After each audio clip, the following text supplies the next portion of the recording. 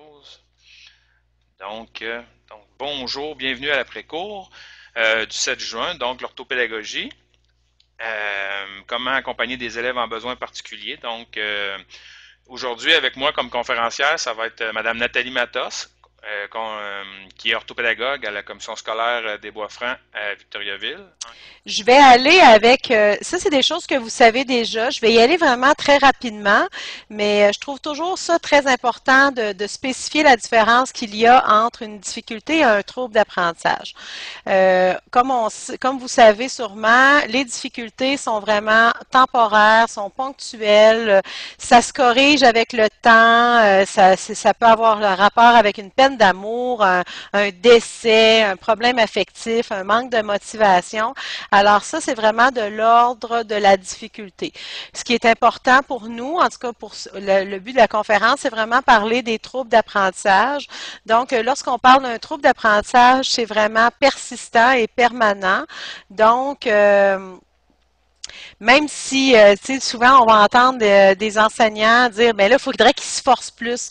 Oui, ça se peut qu'effectivement, il soit un peu lâche, mais l'élève soit un peu lâche, mais il en demeure pas moins que s'il a un trouble d'apprentissage, son défaut d'être paresseux vient pas toucher le fait qu'il a un trouble d'apprentissage. Donc, le trouble d'apprentissage peut toucher la mémoire de travail, la lecture, l'écriture, l'orthographe et tout plein d'autres choses aussi. Donc, c'est ça qui est important, c'est vraiment de traiter le trouble d'apprentissage, qu'on ait un service d'orthopédagogie ou pas.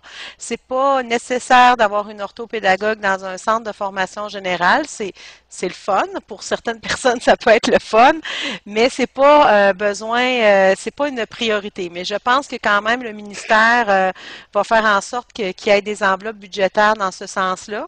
Mais on peut, moi je pense que les enseignants ont tout ce qu'il faut pour pouvoir accompagner des élèves en troubles d'apprentissage.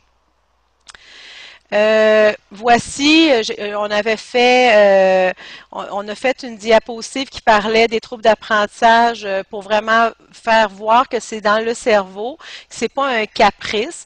Alors, les troubles d'apprentissage les plus fréquents qu'on a dans nos commissions scolaires présentement sont de l'ordre de la dyslexie, dysorthographie, la dysphasie, la dyspraxie. Je vais vous les expliquer tout à l'heure.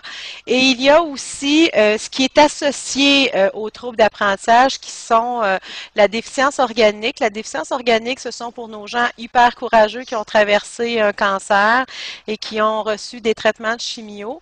On dit que ça prend 5 à 6 à 7 ans selon les études, avant que le cerveau reprenne sa pleine capacité. Et on parle aussi du déficit de l'attention que vous connaissez déjà amplement.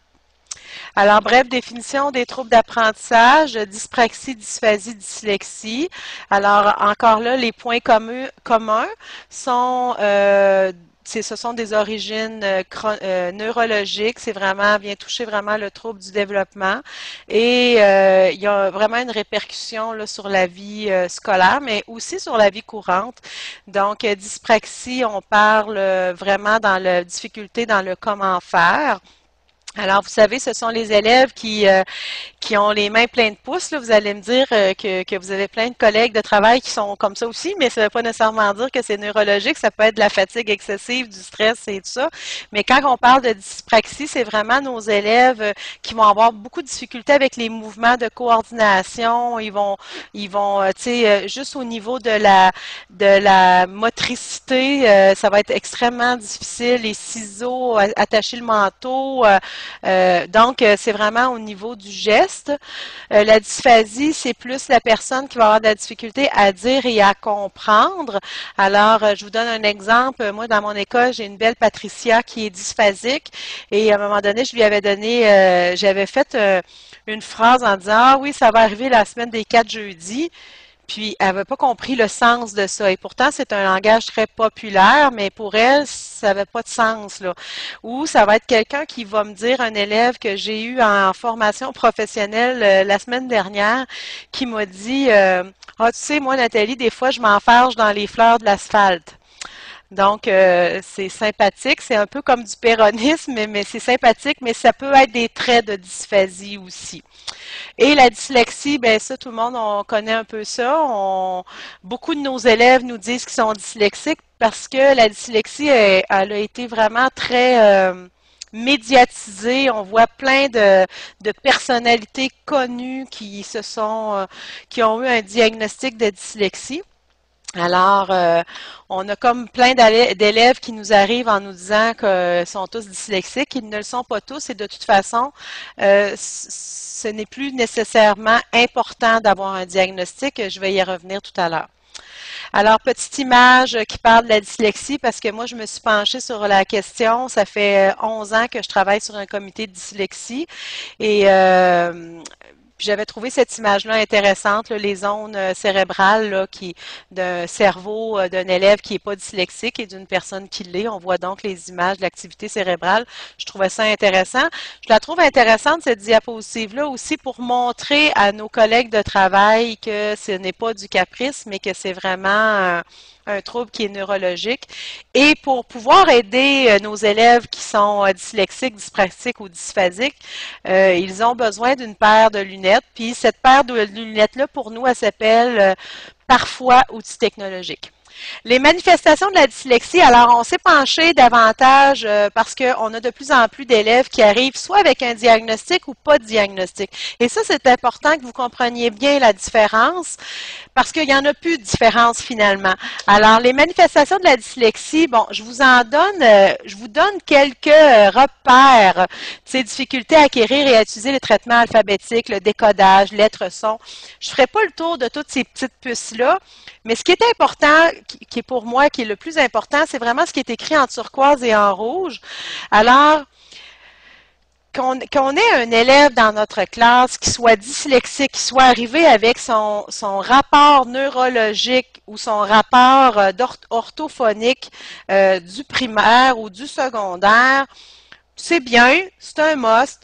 Moi, j'appelle ça, c'est une formule tout inclus parce que, bon, s'il était dyslexique au primaire, vous savez, il va l'être encore au secondaire. Là. Il n'y a pas de miracle là, qui se passe. Là.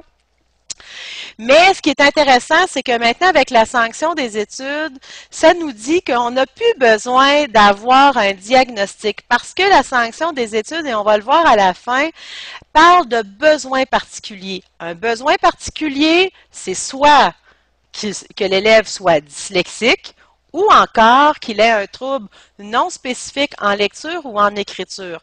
Pourquoi qu'on parle d'un trouble non spécifique? C'est parce qu'on ne peut pas le nommer, donc on ne peut pas nommer dyslexie, mais on peut présumer que cet élève-là a un trouble non spécifique en lecture et en écriture. Donc, par exemple, un élève, moi j'en ai ici à Victoriaville, je suis certaine qu'il y en a partout ailleurs, un élève qui a 21 ans, qui arrive présecondaire, qui arrive du secondaire, puis qui est encore en secondaire 1, mettons, ben, on peut présumer qu'il y a quelque chose qui ne va pas bien.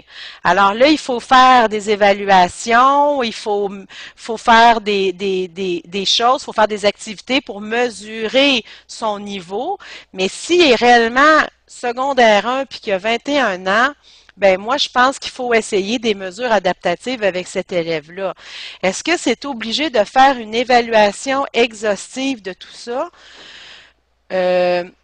Oui, mais pas exhaustive. Là. Il faut vraiment y aller cas par cas. Je ne dis pas, faites attention, je ne veux pas dire que tout le monde a besoin de mesures adaptatives en formation générale adulte.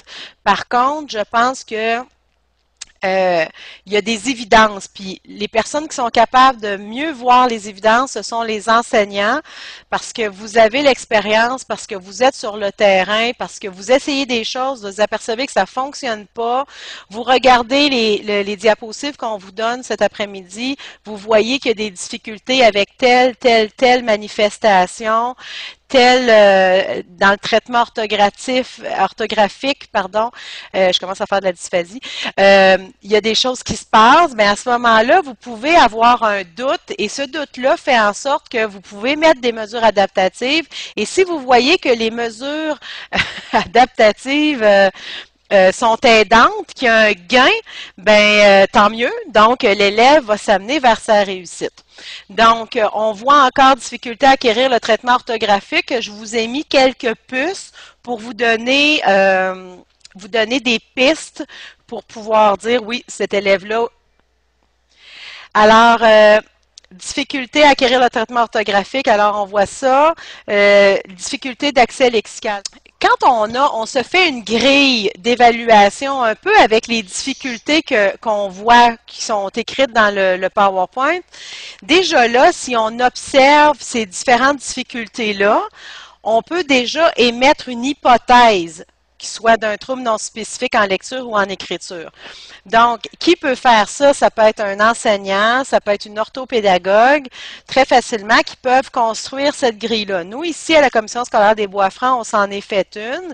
Et moi, lorsque j'ai un élève qui arrive, par exemple, de la Commission scolaire des navigateurs, puis qu'il n'y a jamais eu d'aide en orthopédagogie, qu'il n'y a pas de dossier d'aide, qui arrive à mon école, qui est comme un nobody, bien à ce moment-là, il s'en va en classe, l'enseignant le reçoit, s'aperçoit que, ouf, Kevin, on va l'appeler Kevin. Kevin, il a de la difficulté, il écrit au son, c'est difficile pour lui la lecture. Donc, l'enseignante, ce qu'elle fait, elle vient me rencontrer. Nathalie, je pense que j'ai un cas d'élève pour toi. Donc, moi, je sors ma grille d'identification, puis j'observe les choses. Je peux aller en classe, l'observer, il peut venir dans mon bureau aussi.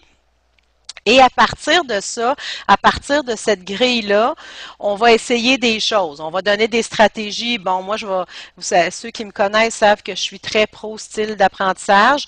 Donc, je vais l'amener peut-être à découvrir, lui, c'est quoi ses techniques d'apprentissage, qu'est-ce qui est plus aidant pour lui. Je vais encourager l'enseignant aussi à aller dans le même style d'apprentissage que son élève pour être capable de bien accueillir les informations qu'il va recevoir.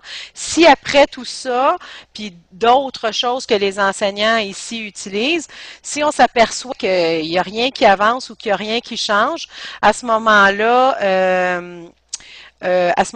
ben moi on va essayer des outils technologiques et où on va accorder du temps supplémentaire dans les apprentissages. On va utiliser des outils technologiques dans les apprentissages. Si on voit qu'il y a des gains à travers ça, mais là, à ce moment-là, on va les mettre en place pour les examens. Je vois que Daniel Jacques me demande, est-ce une grille utilisable sans spécialiste? Absolument. C'est une grille que moi j'ai construite puis que j'ai partagée avec des gens. Ça me fera plaisir de mettre ça à quelque part dans les après-cours. Vous savez, moi, le matériel que je construis, oui, il appartient à la commission scolaire, mais il appartient surtout à tous ceux qui ont envie de faire la différence avec leurs élèves. Encore là, je vous propose d'autres manifestations. Puis vous voyez, ces manifestations-là, vous pouvez les mettre, vous pouvez vous faire une grille vous-même aussi à partir de ça et de cocher ces différents points-là et dire oh boy, tu sais, c'est comme un peu un questionnaire, dire oh boy, ok, moi je pense que je suis un petit peu de même là finalement. Donc vous pouvez partir de ces puces-là ici puis de vous en faire vous-même une grille, mais avec plaisir j'en placerai une sur le site des après-cours. Encore là, des manifestations au niveau de la mémoire de travail aussi. Donc,